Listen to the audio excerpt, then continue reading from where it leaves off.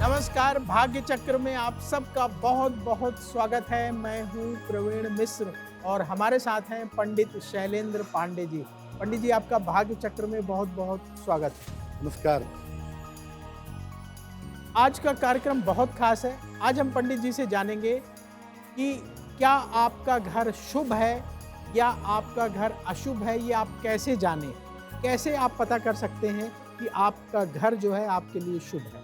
इस पर विस्तार से चर्चा करेंगे। आज हम चर्चा कर रहे हैं कि आपका घर क्या आपके लिए शुभ है। पंडित जी, बहुत सारे लोगों के मन में ये सवाल उठता है कि उनका घर उनके लिए शुभ है कि शुभ नहीं है। जैसे कई बार लोग नए घर में शिफ्ट होते हैं, उसके बाद जीवन में अप्रत्याशित घटनाएं होती हैं तो उनको लगता है कि मेरा घर ये अशुभ है। कुछ लोग कई बार नए घर में शिफ्ट होते हैं तो बड़ा अच्छा होता है, लाइफ में डेवलपमेंट होता है, तो वो कहते हैं शुभ है। तो क्या कुछ ऐसा होता है?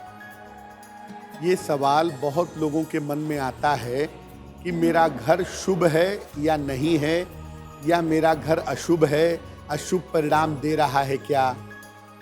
अब घर शुभ या अशुभ होता है या नहीं होता है। देखिए, दुनिया की हर चीज के अंदर तरंगे पाई जाती हैं, वाइब्रेशन हर चीज के अंदर होते हैं। मकान, जमीन, यहाँ तक कि कपड़ों के अंदर भी तरंगे होती हैं। ये तरंगे शुभता भी ला सकती हैं और अशुभता भी ला सकती हैं।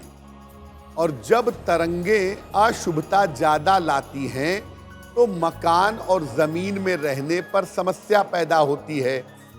अगर आपके घर में अशुभ तरंगे ज़्यादा हैं तो आप उस मकान में नहीं रह पाएंगे। ऐसे अशुभ मकानों में अगर आप रहने लगे तो कुंडली के शुभ योग भी काम करना बंद कर देते हैं, क्योंकि अगर आप अशुभ घर में रहेंगे तो वहाँ की तरंगे आपको आगे नहीं बढ़ने देंगी।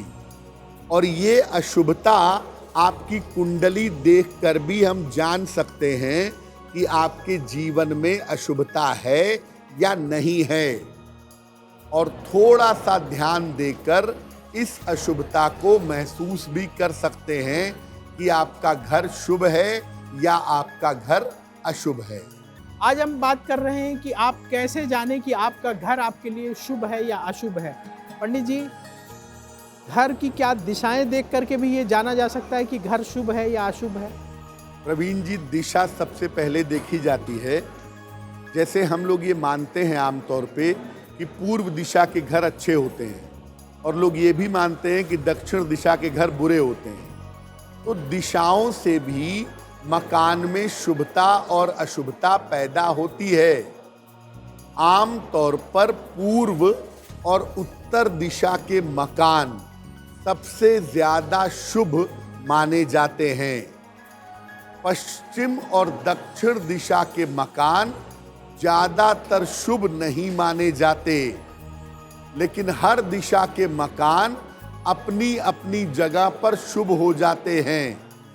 बस ये समझना होगा कि किस दिशा के मकान में आपको क्या सावधानी रखनी है और आपकी कुंडली के हिसाब से वो दिशा आपके लिए सूटेबल है या नहीं है। अगर पूर्व दिशा का मकान है तो इस मकान में पूरी तरह से सात्विक रहिए।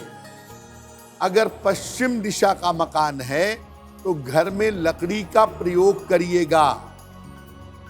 अगर उत्तर दिशा का मकान है तो आग और बिजली के उपकरणों पर विशेष ध्यान दीजिएगा। अगर दक्षिण दिशा का मकान है तो मकान में सीलन ना आ जाए, मकान में गंदगी ना आ जाए, इसका ध्यान रखिएगा। कौन सी दिशा का मकान लेना आपके लिए अच्छा है, ये चतुर्थ भाव की राशि और चतुर्थ भाव के स्वामी की राशि मिला करके आप जान सकते हैं।